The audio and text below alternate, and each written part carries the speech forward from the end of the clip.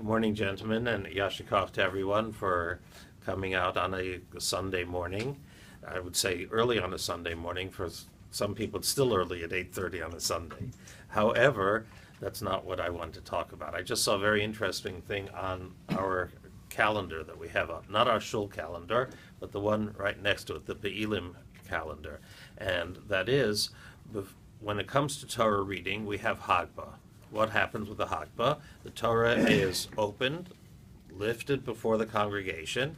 Everyone stands and says, "V'zos haTorah shesam Moshe lifnei bnei Yisrael."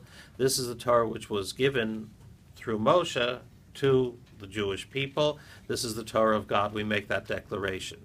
What is very interesting is that there are two different customs as to when the Hagbah is done.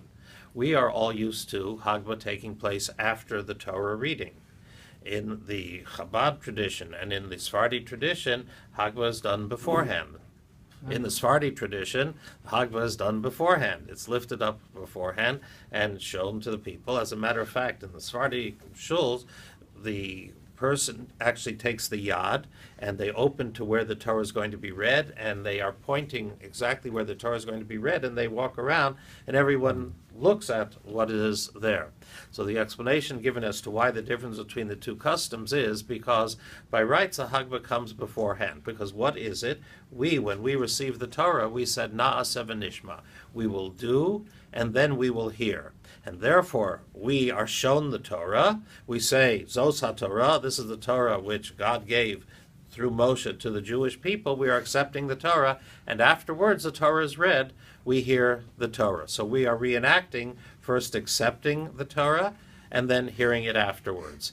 But the calendar says that in Ashkenazic communities in Europe, apparently, as soon as people said V'zos HaTorah, this is the Torah, they didn't stay anymore for the Torah reading afterwards. They said, okay, I've accepted it, and then they left shul. So they said, no, we have to delay Hagbah till after the Torah reading so that people will stay for that also. A very interesting explanation. Just saw it this morning for the first time.